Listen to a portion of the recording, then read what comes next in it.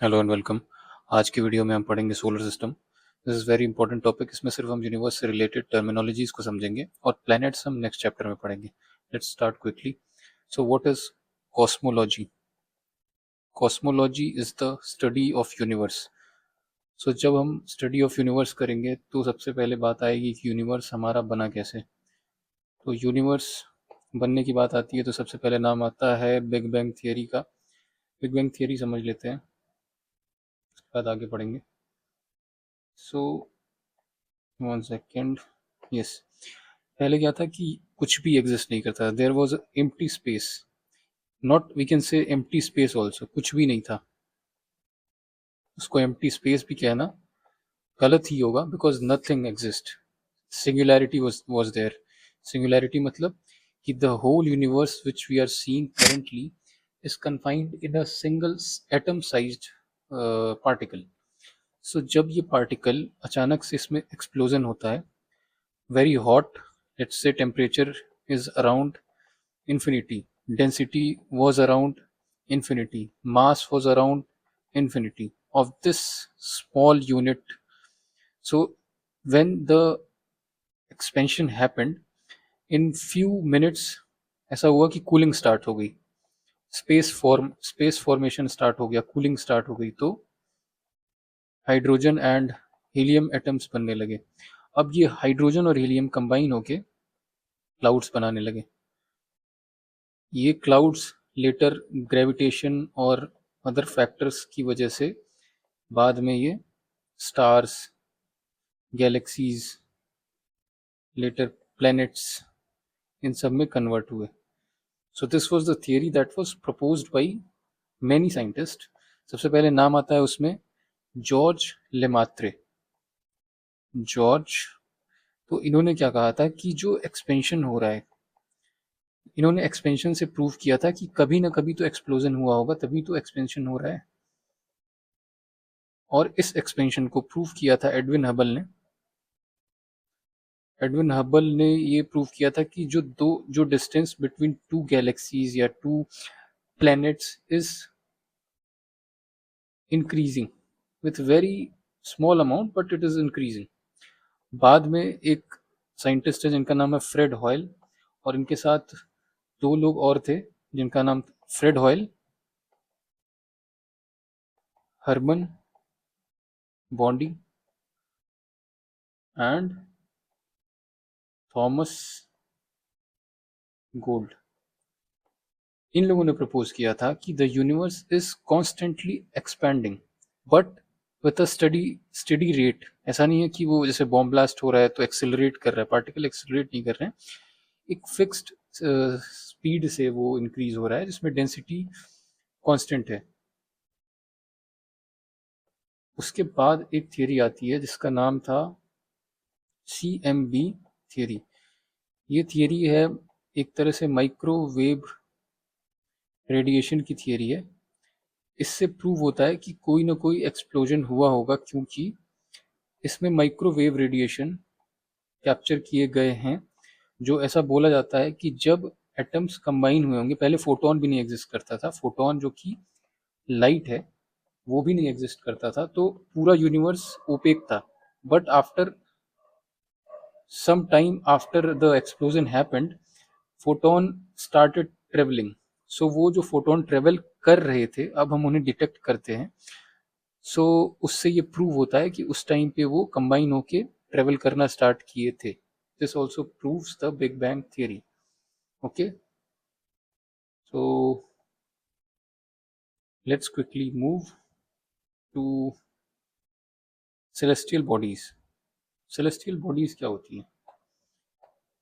कोई बॉडी जो यूनिवर्स में हम देखते हैं, they might be solid, they might be gaseous, they might be semi solid, और anything that have mass is known as celestial bodies. अब उस सेलेस्टियल बॉडी में एक नाम आता है luminous bodies. What are luminous bodies? The body that can emit their own light, जिसकी खुद की लाइट होती है और वो एमिट कर सकता है उस लाइट को, उसको बोलते हैं luminous body. Non luminous body के पास ऐसा कुछ नहीं होता है जिससे वो लाइट एमिट कर सके। तो लाइट एमिट कैसे होगी? कोई भी केमिकल रिएक्शन हो रहा होगा वहाँ पे, उस बॉडी में, तो लाइट एमिट हो रही होगी। सो नॉन ल्यूमिनस बॉडी में ऐसा कोई भी रिएक्शन नहीं हो रहा होता जिससे उनकी खुद की लाइट प्रोड्यूस हो। Then comes the asteroid. Asteroid easily हम सब जानते हैं एस्टेरॉइड होता क्या है, rocky objects that orbit the sun. Most are found in between asteroid belt between Mars and Jupiter. So there is a belt between Mars and Jupiter. Most of the asteroid are found here. Okay.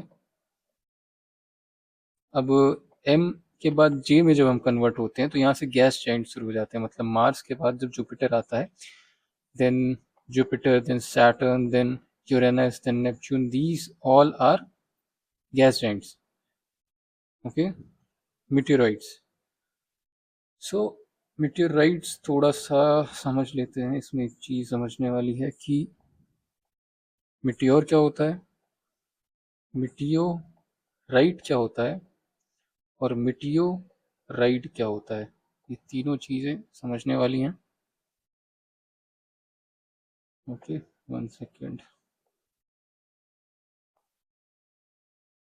सो सबसे पहले 1 minute, ये मीटियोराइड की spelling होगी meteoroid. सो जब कोई भी object that have mass, mostly made of rock or ice, like these things, so whenever they are revolving sun or in space, they are called as meteorite. When they enter earth's atmosphere, so अर्थ में एक atmosphere है, जैसे अर्थ में कितने atmosphere हैं, thermosphere, sorry, troposphere, stratosphere, mesosphere and then thermosphere. So ऐसा बोला जाता है कि mesosphere is the coldest one, coldest layer है मीजोस्फेयर. इसमें एंटर करते हैं क्या, ये मीटियोराइट, और इसमें डाई कर जाते हैं mostly. They are at that time called as meteor. अगर वो यहाँ पे डाई नहीं किया और उनका कुछ हिस्सा अर्थ पे गिर गया, और after we found it we name it as, after we find it we name it as meteoroid. So then comes moon. So moon के बारे में हम उसी टाइम पढ़ेंगे जब हम प्लैनेट पढ़ेंगे. सन के बारे में थोड़ी चीज़ें जान लेते हैं. सो हमारे सोलर सिस्टम में सिर्फ एक ही स्टार है, इसका नाम है सन. कुछ ऐसे भी सोलर सिस्टम्स हैं जिनमें दो दो स्टार हैं. So this is the power house of our solar system, क्योंकि हमारे सोलर सिस्टम में जितनी भी एक्टिविटीज़, जितनी भी चीज़ें, revolution, even atmosphere exist, even air exist, many things are due to sun only. अब सन में क्या है, मोस्टली हाइड्रोजन है, that is H2, and helium है, दैट इज He, और अदर एलिमेंट हैं but they are in small percentage. So sun में क्या हो रहा होता है, कंटिन्यूसली फ्यूजन एंड फिजन. एक टाइम ऐसा आएगा जब इसके सारे एनर्जी यूज हो जाएगी and our sun will die, and then it may collapse under its own weight, and it contains 99% mass of our solar system. Diameter is around 109 times Earth's size. So light takes 8 minutes 20 seconds to reach Earth. Speed of light is 3 into 10 to the power 8 meter per second. Average distance from Earth is 149.6 million kilometer. Temperature earth के surface पे कितना होता है, 5800 kelvin, that is 5500 degree Celsius. Core में कितना होता है, 15.7 million kelvin. So temperature जो केल्विन का स्केल है, इसका lowest temperature that can exist is 273 degree Celsius, that is called as absolute zero temperature, but maximum को कोई लिमिट नहीं डिफाइंड है. सो अर्थ के कोर में इतना टेम्परेचर होता है. Okay, and its outermost layer is corona, but the layer which we see is photosphere. Two layers are there, more than two layers are there, but we will study later in the next chapter. Photosphere जो हम देखते हैं उस layer को बोलते हैं, और corona सबसे आउटर मोस्ट लेयर है जो that is not visible, let's say that is transparent, but the layer which we see is photosphere. Sun का रेडियस कितना है, 696,340 kilometre. So 6,96,340 kilometre. Distance from earth is 149.6 million kilometre. Moon का radius है 1737 kilometre. अर्थ से distance है 3,84,400 kilometre. अर्थ का radius कितना है? 6371। पोल पे कुछ और है, इक्वेटर पे कुछ और है, अभी वो जानने की जरूरत नहीं है। ओके, कुछ और चीजें हैं। मेटेराइट्स हो गया, comets. So what is comet? Comet is small icy bodies, ice की बने होते हैं, स्मॉल होते हैं as compare to planet. Small मतलब ये नहीं कि बॉल फुटबॉल के साइज के होते हैं, वो फुटबॉल ग्राउंड के साइज के होते हैं। ओके, पुच्छल तारा हिंदी में बोलते हैं कॉमेट्स को। They glow, they have tail, so when they approach the sun due to heating and release of material develop a tail. अब क्या होता है कि ये जब जैसे जैसे मूव करते हैं आगे, सो मटेरियल इनके हीट करते हैं और एमिट भी होते हैं, तो पीछे इनके लगता है कि पूंछ बनी हुई है। They move forward and they often revolve around our sun, और they might come from different solar system and sometimes revolves our sun and then again leave our sun. Stars we have understood. So origin of our solar system, इसमें दो लोगों की theory है। सबसे पहले theory है Immanuel Kant की, जिसको लैप्लेसन ने मॉडिफाई किया था। इसका पूरा नाम है कैंट लैप्लास थियरी, या फिर कैंट लैप्लास हाइपोथेसिस।